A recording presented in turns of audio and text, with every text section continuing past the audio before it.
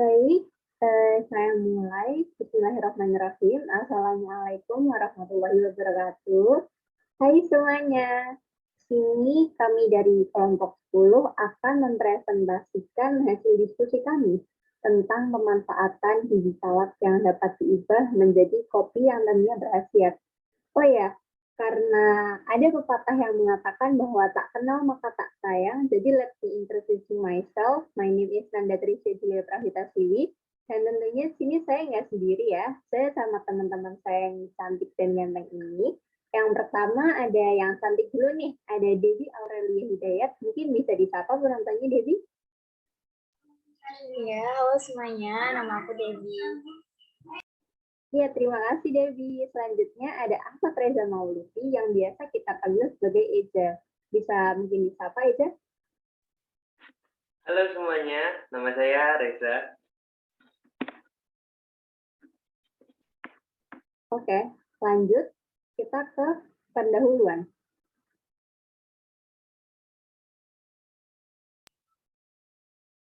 Oke, kita masuk ke pendahuluan. Di sini tertera ada mengenai pemanfaatan biji salak agar dapat diolah menjadi kopi yang berkhasiat. Tentunya kita di sini semua tahu ya, kayak mana salak itu, dan kita sudah tidak asing dengan salak. Yang biasa kita konsumsi itu dagingnya, dan menganggap biji salak itu sebagai limbah. Nah, sekarang siapa sangka kalau limbah dari salak itu bisa kita olah menjadi kopi yang tentunya memiliki khasiatnya.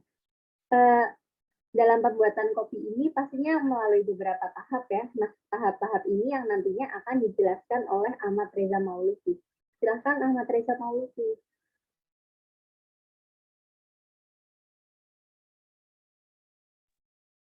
Nah, baik, di sini saya akan menjelaskan tahap-tahap dalam pembuatan kopi yang terbuat dari biji buah salak.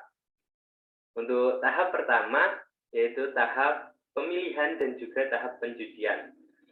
Di tahap pemilihan sendiri, pilihlah biji buah salak yang sudah tua, lalu bersihkan dan cucilah dengan menggunakan air bersih yang mengalir. Untuk selanjutnya yaitu tahap kedua. Untuk tahap ini adalah tahap penjemuran. Sebelum dilakukan penjemuran, biji buah salak tersebut dilakukan pemotongan terlebih dahulu agar kadar air yang terdapat di dalam biji buah salak tersebut dapat berkurang dengan cepat dibandingkan biji buah salak yang tanpa dipotong terlebih dahulu. Untuk selanjutnya yaitu ada tahap keempat, tahap ketiga. Tahap ketiga ini yaitu tahap penyangrai. Tahap penyangrai dilakukan dengan cara penggorengan biji buah salak tanpa menggunakan minyak. Pada tahap ini jangan terlalu gosong dalam melakukan penyangrai biji buah salak, supaya rasa dari kopi yang terbuat dari biji buah salak tersebut tidak terlalu pahit. Untuk tahap keempat adalah tahap penghalusan. Tahap penghalusan ini biasanya menggunakan mesin penghalus yang biasanya di daerah kami biasa disebut dengan mesin seleb. Mesin seleb ini biasanya terdapat di pasar-pasar tradisional. Atau jika ingin menghaluskannya sendiri di rumah, bisa juga dengan menggunakan mesin blender atau juga mesin grinder atau mesin yang terdapat di kafe-kafe tersebut. Atau jika ingin membuatnya sendiri karena tidak ada mesin-mesin tersebut, bisa juga dengan menggunakan alat penghalus yaitu penumbuk. Nah, penumbuk ini dilakukan dengan cara setelah dilakukan penumbukan, lalu dilakukan pengayakan agar mendapatkan bubuk dari biji buah salak tersebut yang halus, lebih halus lagi. Nah, setelah dilakukan tahap-tahap ini, bubuk biji buah salak siap untuk diseduh menjadi kopi. dan siap untuk dihidangkan.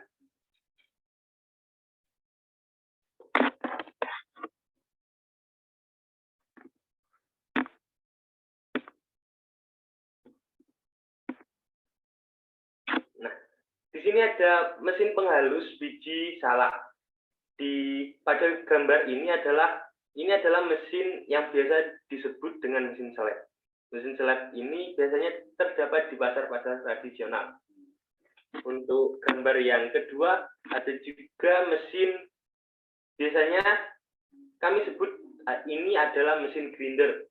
Mesin ini biasanya terdapat di kafe-kafe. Dan untuk harga dari mesin ini lumayan cukup mahal. Dan untuk alat yang ketiga ini adalah alat penghalus yang biasa kita sebut tumbuk. Alat tumbuk. Untuk alat ini sudah ada sejak zaman dahulu, sebelum ditemukannya mesin-mesin penghalus. Untuk selanjutnya adalah bagian kesimpulan, dapat disampaikan oleh Debbie.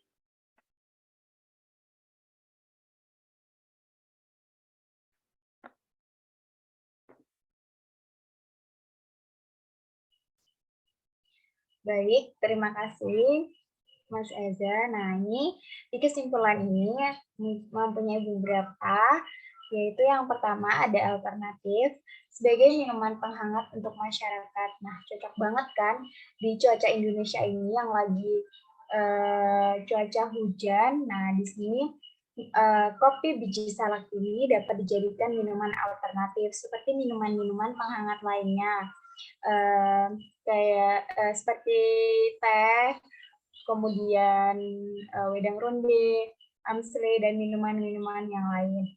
Nah, untuk yang selanjutnya ada metode cara pembuatan yang sederhana. Nah, sudah dijelaskan oleh Mas Eza tadi bahwa cara pembuatannya sangat sederhana, tapi juga membutuhkan kesabaran dan ketelitian yang cukup tinggi.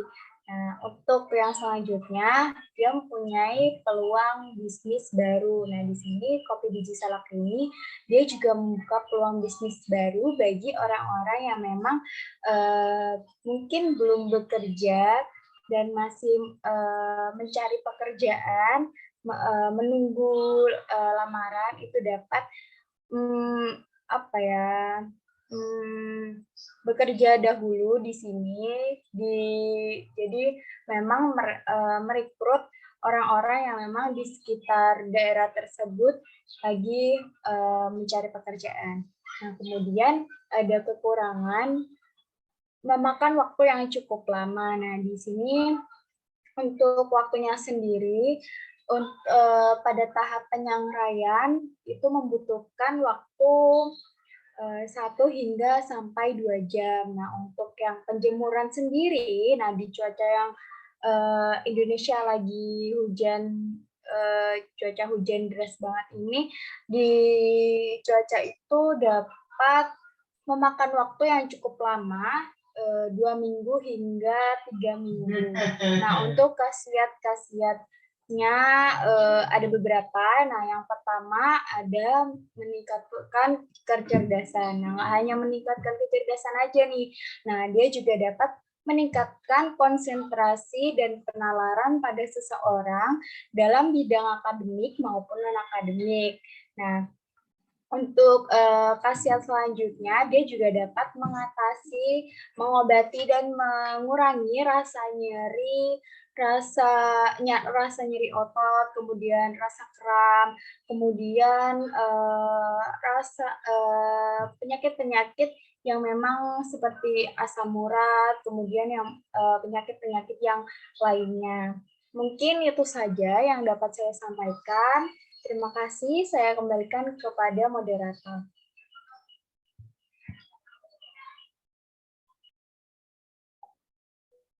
Oke, baik. Terima kasih pemaparannya untuk Ahmad Reza Mauluti dan Debbie Aurelia Hidayat yang tentunya sangat bermanfaat ya. Pasti banyak dari penonton di sini yang masih asing dengan kopi biji salak gitu.